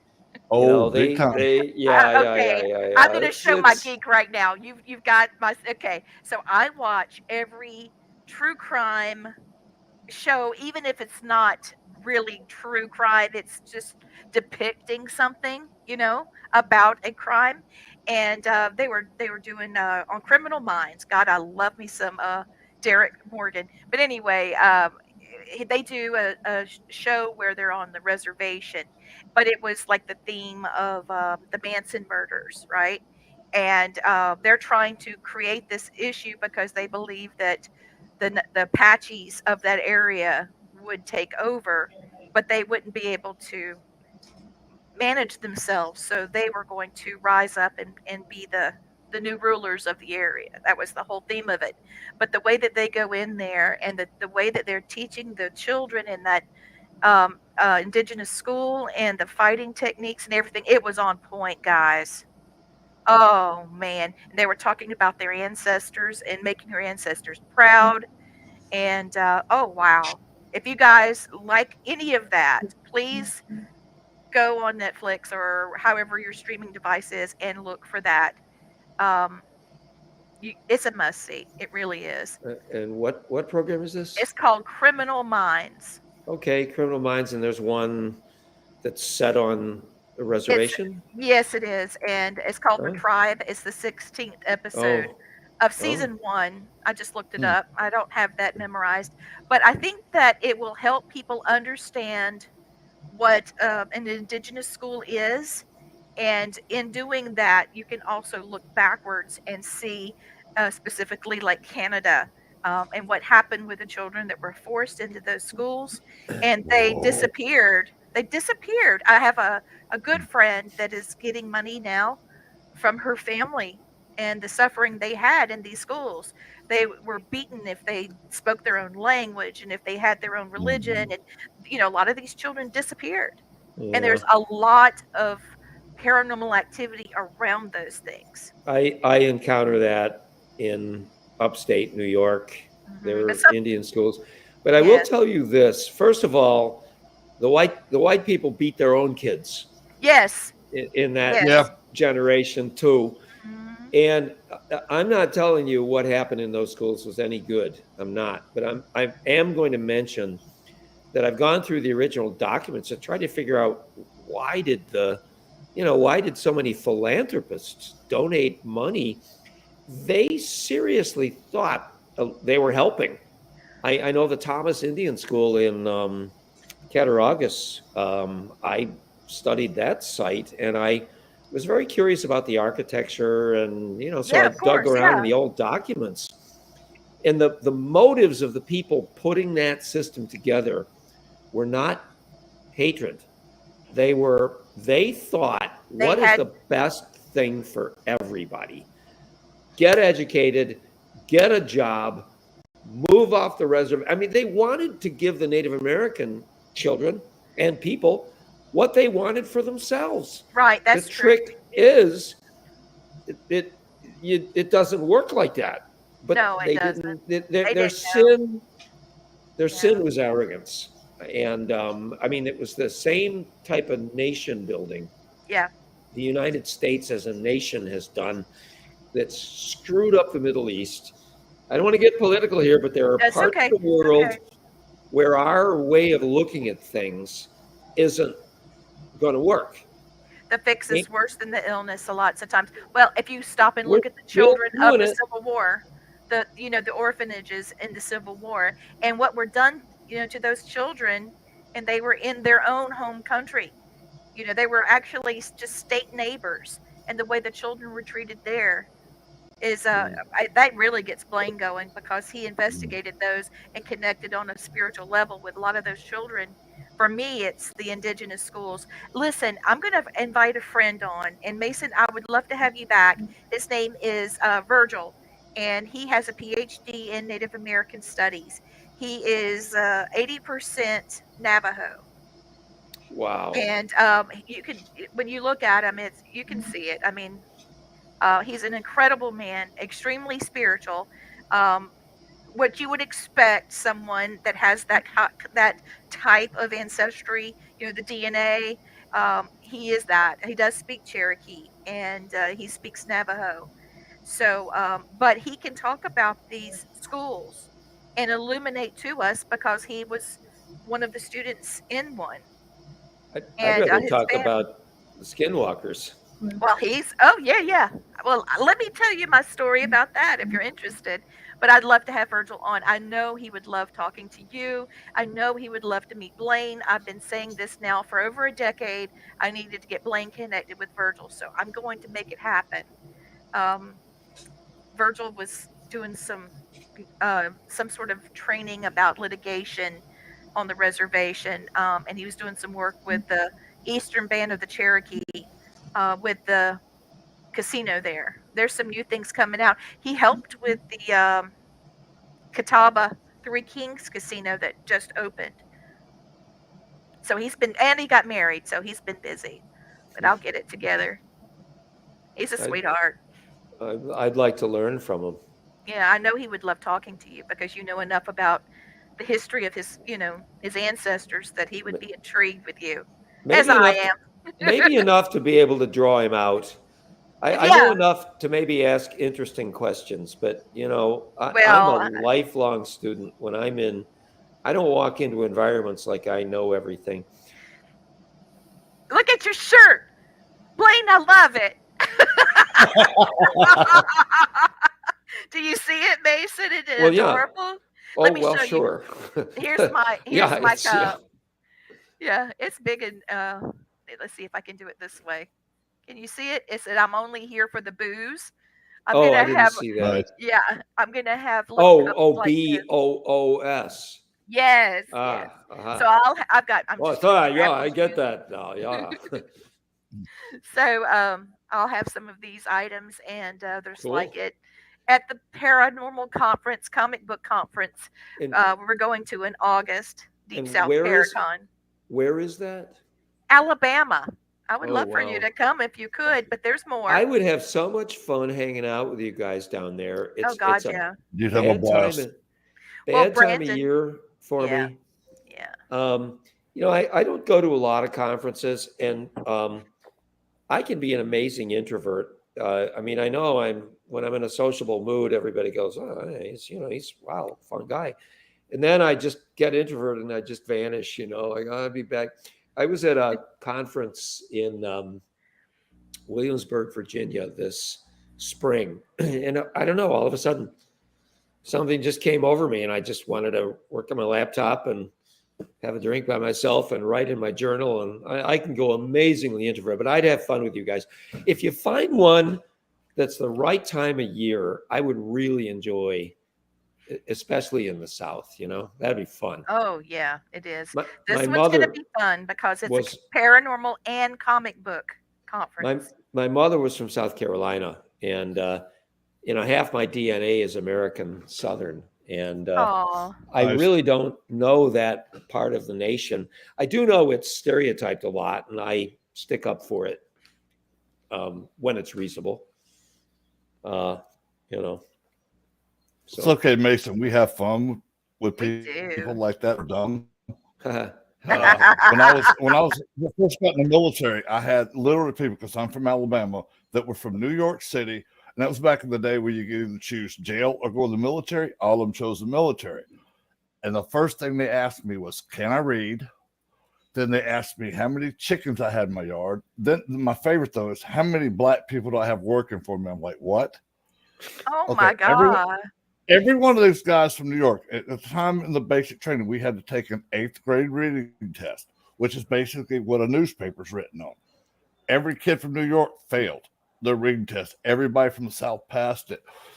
I just thought it was hilarious because I've got like 170 IQ. I've got 3 degrees. I might not sound intelligent, but I am very intelligent. I'm very smart. But I had so much fun with them. one of the biggest mistakes anyone can make is to stereotype other people based on appearance. Yes. Man, I quit doing that so long ago. But I was ironically at this conference. I was on a panel this spring at a conference, and I think they were talking about the role of folklore in the paranormal and in horror. Mm-hmm. And there was a gentleman there from West Virginia, and he's about sturdily built, but not a big guy. He was probably 42, t-shirt, trucker hat, blue jeans. You'd have stereotyped him if you saw him in a pub. You'd have stereotyped him as a whatever, I don't know. And this was one of the most impressive people I met all that weekend. Mm-hmm. He was from West Virginia. He was writing books about the folklore of West Virginia, and his accent was as thick as molasses, frozen molasses. But he said,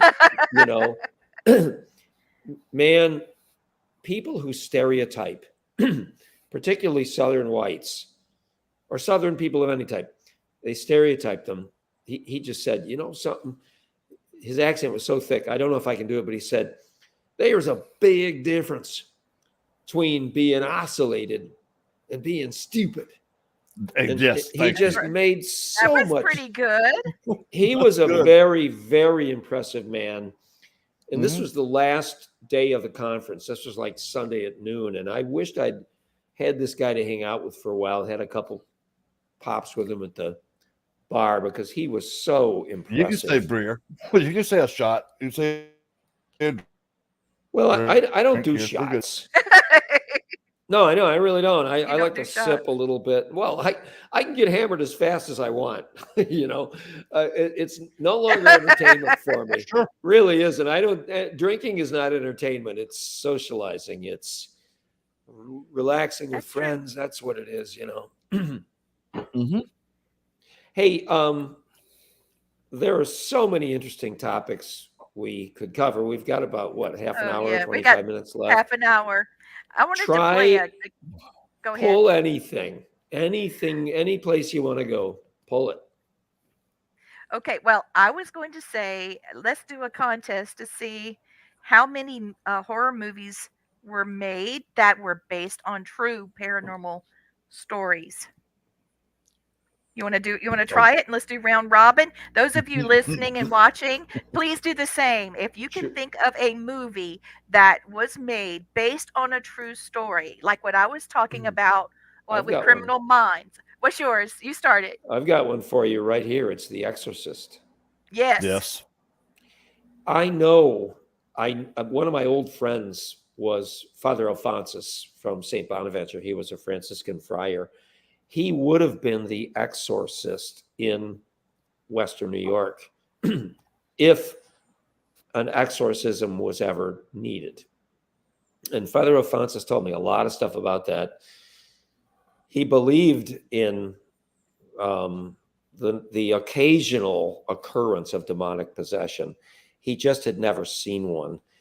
But he had some documents from behind the scenes through the church. And he believed that, for instance, the Amityville Horror was not a valid case. He did believe the exorcist set in, I think, Georgetown, D.C. He believed that was a real case. And of course, it was dramatized quite a bit. But he told me so many interesting things. And he would never talk about anything that had not already gone to the papers. But isn't that something? In every case, he was protecting families because of course. A lot of families, when they have a kid who's acting bizarre, they are vulnerable and they are looking for help anywhere. And they'll go to the church and go, my 12-year-old looks possessed. He needs an exorcism. And the church will very often say, no, he doesn't. He needs counseling. Mm-hmm. Oh, yes. And you have to go through a lot to qualify for an exorcist. But they would always tell them, don't go public with this. It's not going to make anything better. Very often the families would say, oh, yeah, well, we'll blackmail you. We'll take this to the papers and that'll make you give our kid the medicine that Hollywood tells us he needs. It always backfires.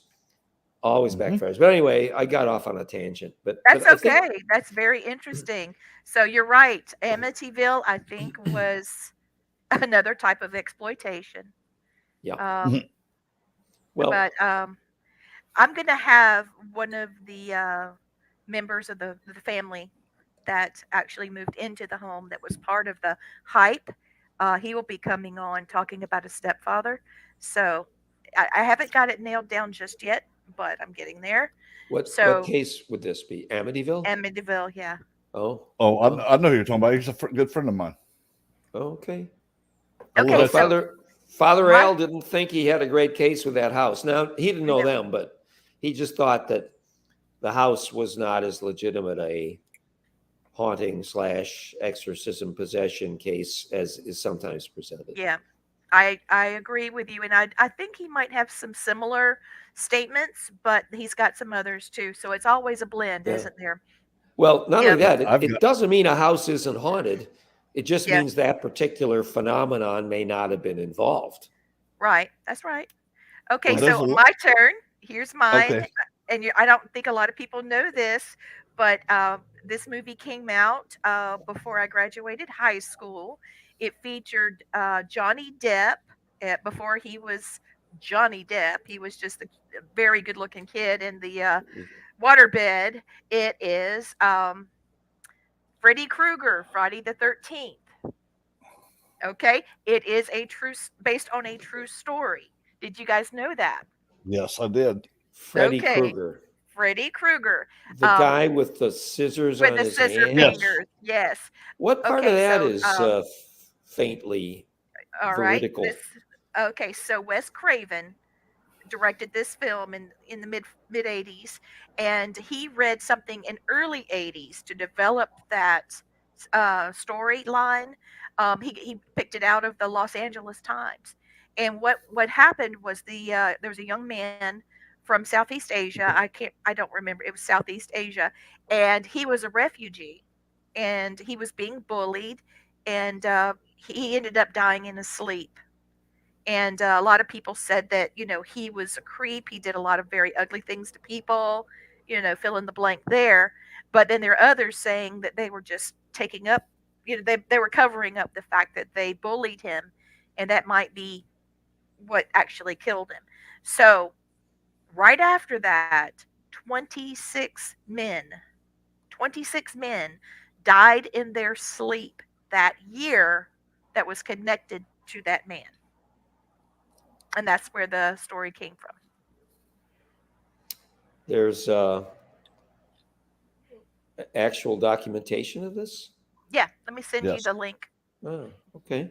It's in I'll the look it LA over. Los Angeles Times, but I've got the ad about that. Let's see, one of our viewers saw she said the real Psycho is based on Ed. Don't. Ah, I'm sorry, it's right there. Let me put Carol did a good job. I was. That's Ed why I wanted to go freaks first, but me somebody else. out. It makes me mad. I'm sorry. Well, tell them why. People that are listening may not know Okay, who Ed actually, is. okay. Ed Gein was out of Wisconsin, and he It was freaks me one of the out. first serial killers. Okay, just based off Ed Gein alone, the Psycho, Texas Chainsaw Massacre, and the guy that wrote Silence of the Lambs based it loosely on Ed Gein. Ed Gein had killed several people, including his mother.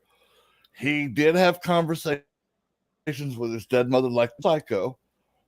He actually went and dug her up out of her grave and brought her back to the house.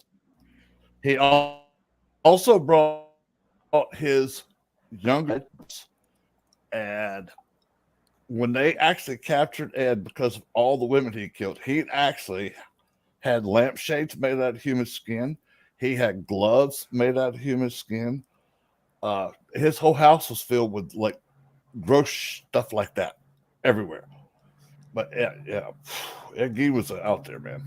That's horrific. And he never spent one day in jail. His whole sentence was he was put into a mental asylum, and they let him out when he was like 64, 65 years old.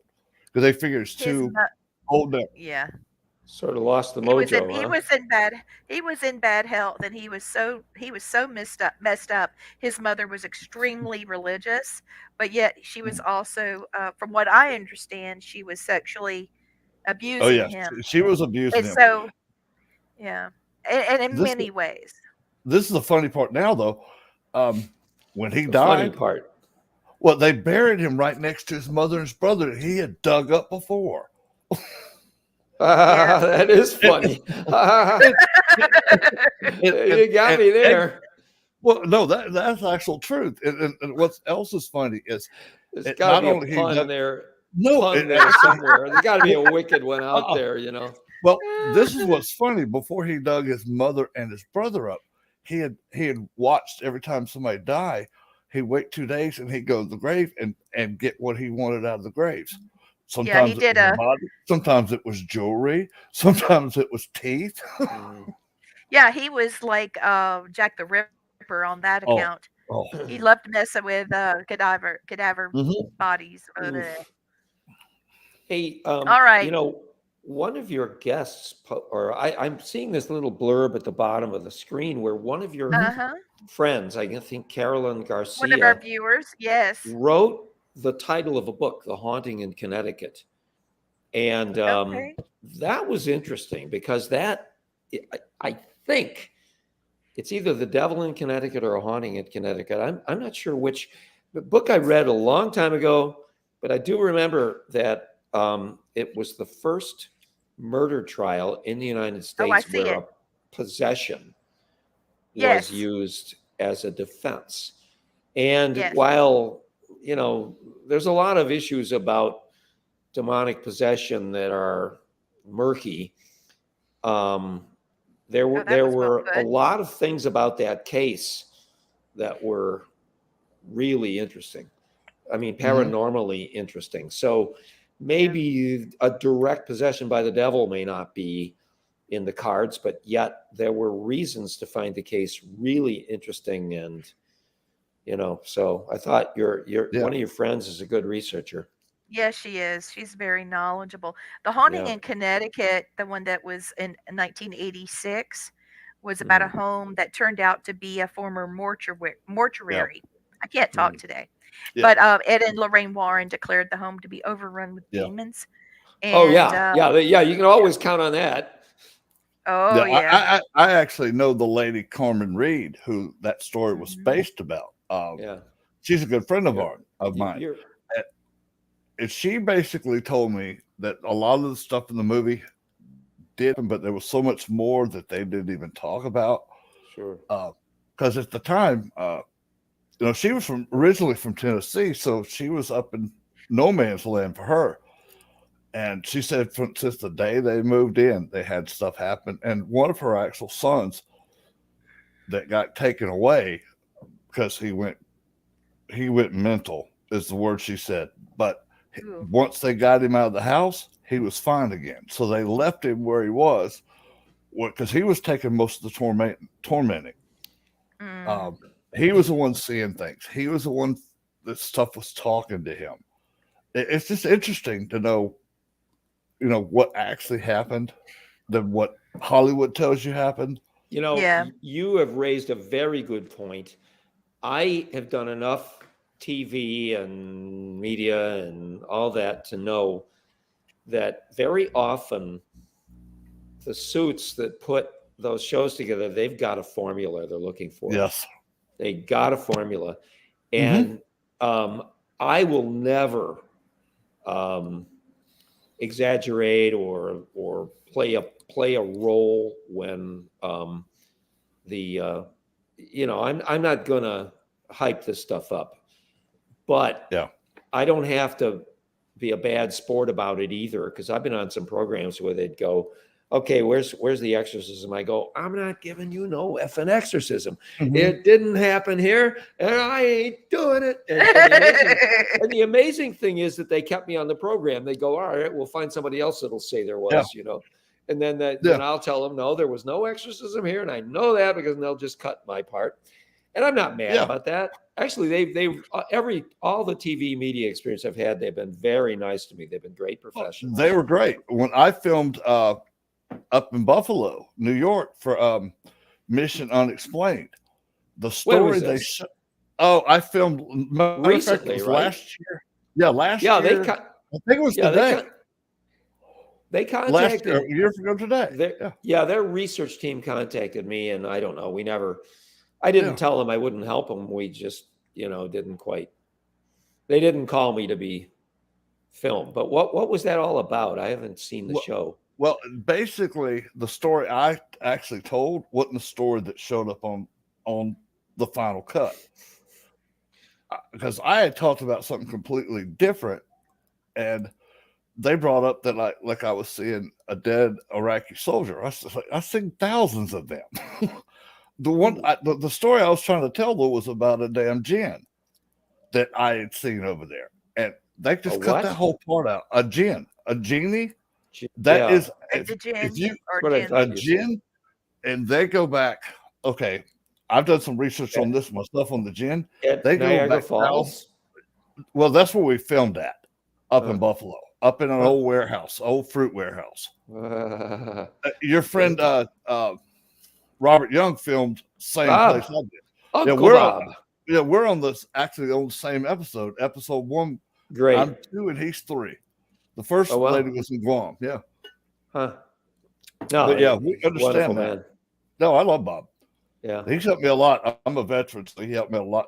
He's very smart. Out for the yeah. No, we're lucky. He's helping me get a project started up here, and I'm really lucky to have him. Yeah. And his friendship and his knowledge, very special. He's a sweet man. Yeah. So, Carol, our viewer that's been so forthcoming and knowledgeable, she says that the Poltergeist movie series had tons of paranormal activity while they were filming it. And you know interestingly, why? Well, part of the filming they didn't, and when they're in the pool where all the dead bodies are, they actually took them from a morgue, literally from a morgue, and put them in different stages of decomposition into that scene. Yes. I do not get in. I do not get in line for corpse soup. Corpse soup is not on my. Yeah, you can have that. I'm getting cremated. I don't want to look like that. Man, oh man, if once I've shuffled off the coil, get me out of here. Whatever's left. See, that's going to be the problem for me. I want to be cremated, but I think I'd be claustrophobic if I was stuck in a casket. But I think I'd rather like the ashes myself more than being just eaten up by bugs. So. Yeah, I don't like I had heard that there was some pretty legitimate psychic phenomena reported during the filming of the Poltergeist, maybe the first one. I had heard that. Yeah, it really doesn't surprise me. I mean, I very often play the skeptic and the realist, but yet psychic phenomena, in my opinion, truly does exist. It's not going to be like TV very often, or if ever, but it exists. And instead of having so many debunkers and skeptics trying to get us not to believe it, let's figure out all the perspectives of understanding and try to figure out why it does happen. What does it imply? And I see most of the money going to fund different things, not psychic phenomena. It's almost like somebody does not want us to believe in the possibility of anything supernatural or spiritual. Of course not, because the government's been using psychics, mediums for decades now. NASA employs several of them. CIA employs several of them. Not currently. Oh, yes, they do. At least on record they don't, but yeah, they are still there. Don't worry, they're still there. I'm actually in conversations about remote. They call it remote sensing. Remote viewing. Oh, sensing. They call it remote sensing. You got to be in the know, of planetary atmospheres in the solar system and beyond. Remote sensing of meteorological, natural disasters and hazards, and the natural disaster impacts to the planet. Yeah. They do Well, remote sensing in the ocean too. They have I that. think you guys are way ahead of me here because I knew that they were doing that during the Cold War, and I thought that they had ended it. So I didn't know they were still doing it. Baby, I'm talking about on Indeed. They've got these things Yeah. posted. Yeah. What do you think the government, was getting those hammers for $1,000, toilet seats for $1,000? Mm-hmm. They were funding black projects Mm-hmm. that they'll come out and say, no, we don't have them because That's where, oh, wow. denial. That's what the government does. It's deny. That's, Now, that's, now And that's hold a lot of on. people believe it. that's clever. Now hold Mhm. on. Our government doesn't do anything like that. Sure they don't. Crickets. I just sent you a Well- link. If you click the link, Mason, in your our messengers, Awesome. yeah, you can see some of those. I do want to throw out Christine.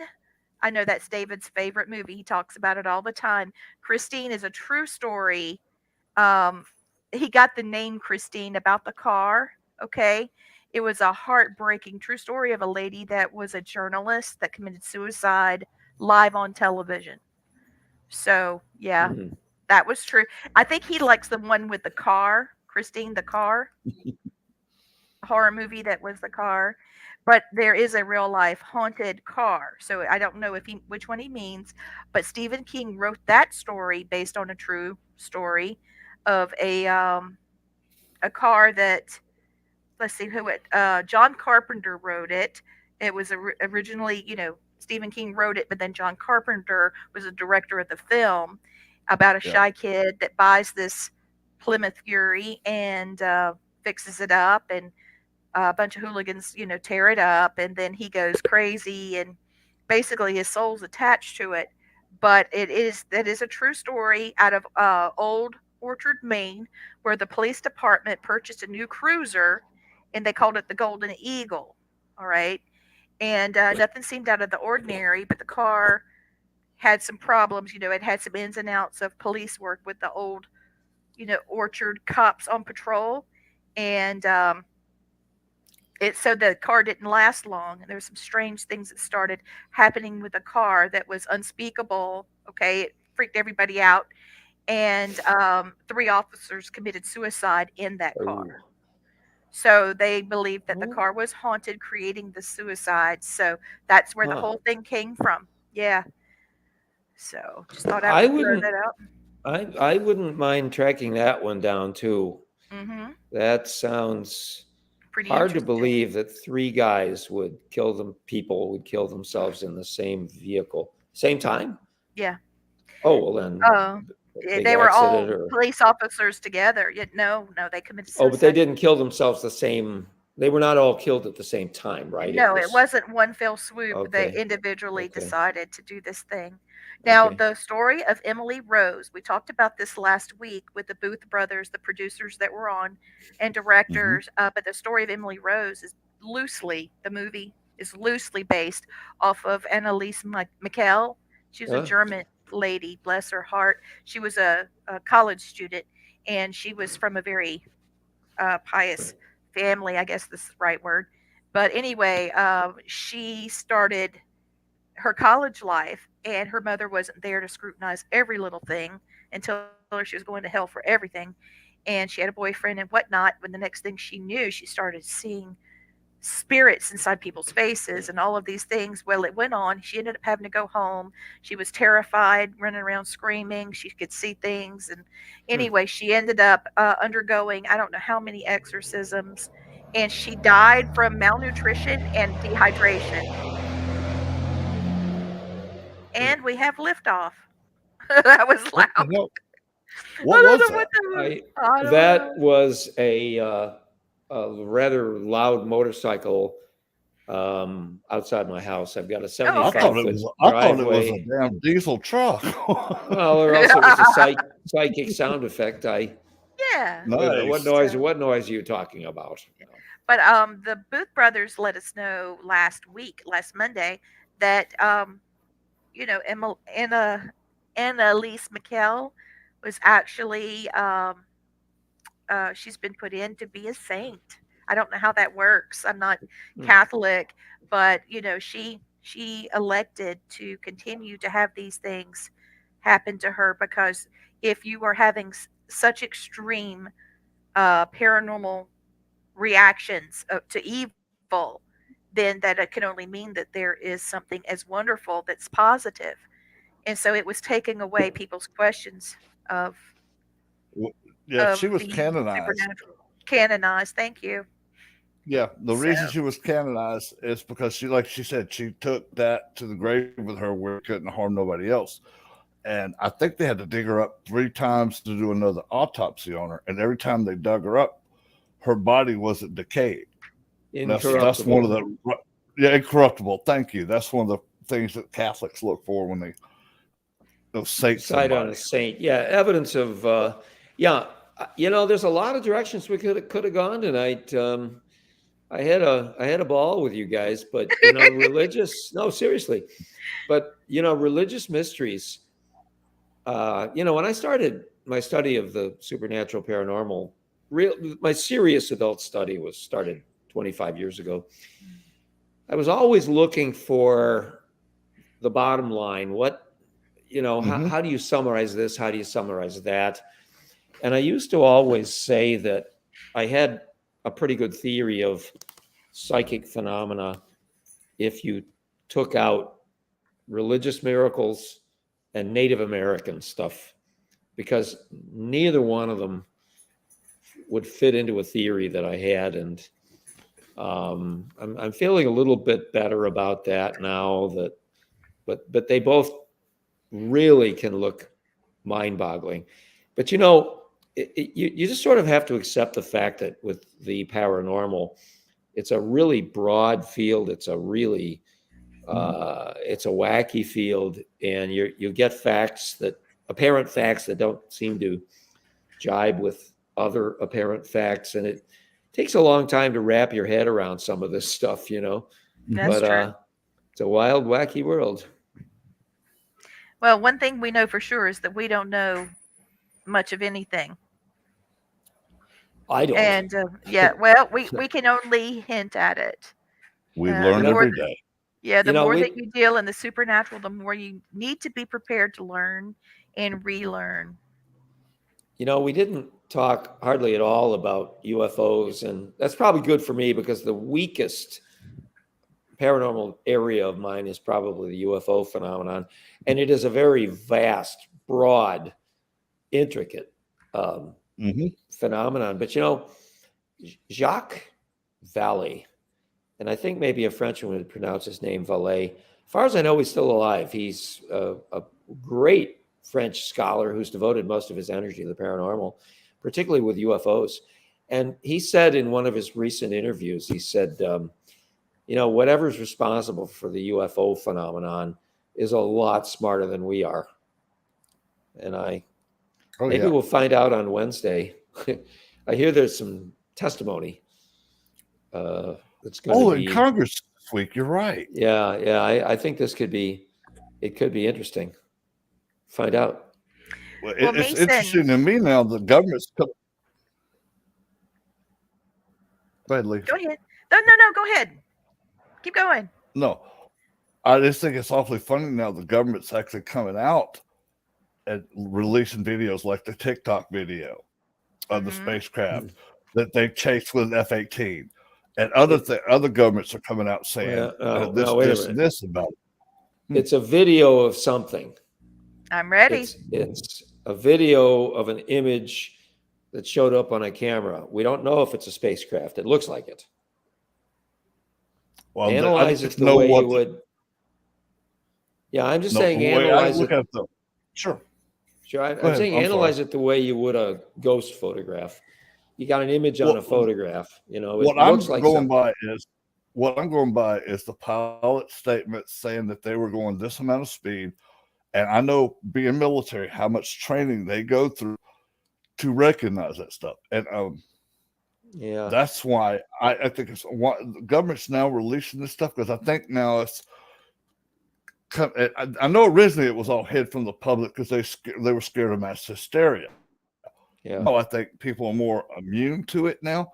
And mathematically, there is no way we're the only life form in this whole vast galaxy. It's just mathematically impossible.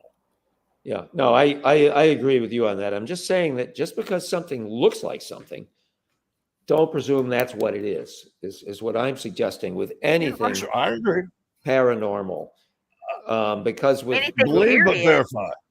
Yeah, Yeah. believe but Trust it. verify. Yep. I think Lee is trying to say goodnight to us. Yeah, No, we've got 5 minutes. So, um, Mason, I just wanted you to let people know that are watching the show. Let them know how to contact you and what other projects you've got. You mentioned a book. Yeah. Time We're for a starting. shameless plug. It's time. Yeah, we don't have the cover yet, but I've been writing fiction. Look me up if you're interested in most of my research has been upstate New York. A lot of Native American stuff, but I've been writing fiction, and it's kind of adventurous. It's kind of supernatural. But track me down on a website, masonwinfield.com. I'm on Facebook. I have to be careful who I friend these days. I got wickedly hacked yeah. over the winter. Oh But dear. if I realize someone's a real human being, I will accept their friendship. And I'm pretty out there. My books are on Amazon, and if they spell my name right, they'll find me. Well, that's how I found you. I bought your book and I started poking around on social media to find you. I wanted to talk to you. And Oh, you're too kind. Kim is saying, great show. I find Mason very interesting, as we do as I well. I paid her. The We do check too. is Oh. check is coming. Paid her to say that.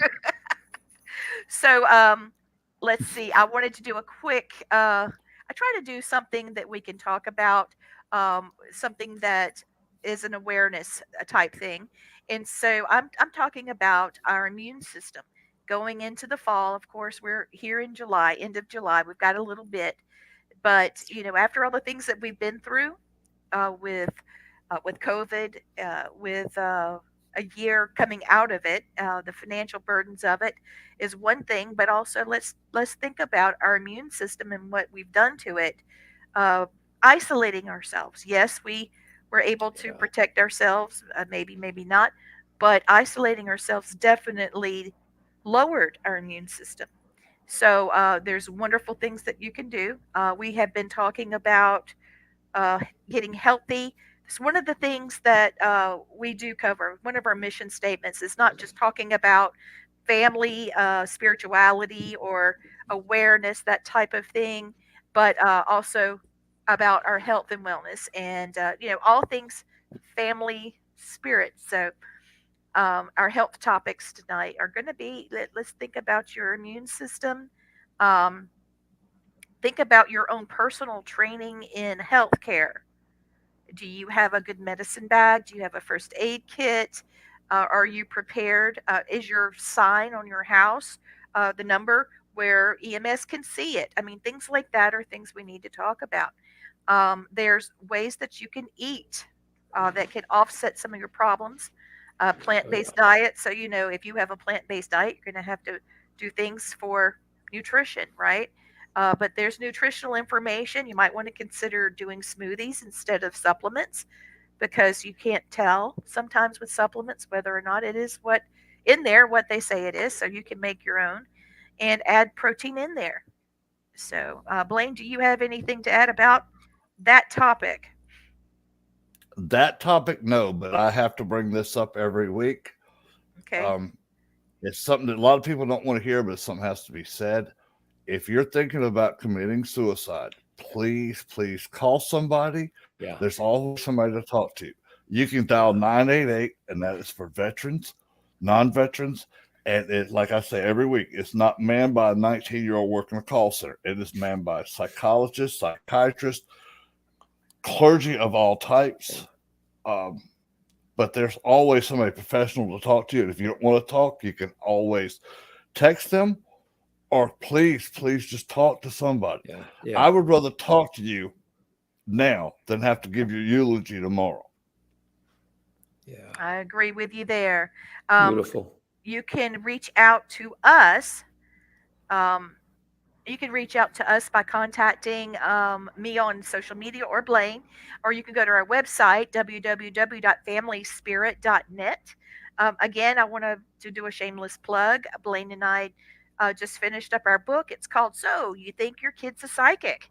It's going to be available Yeah. on Amazon. There's tips and tricks and tests that you can do to help nurture your budding psychic, ways that you can protect them, ways that you can help teach them and be a part of this great mystery that's budding in your home. It's a lot more prevalent than you think, and it's so prevalent that our government's invested millions of dollars, so you don't have to stay quiet and whisper the word psychic. You can just Yep.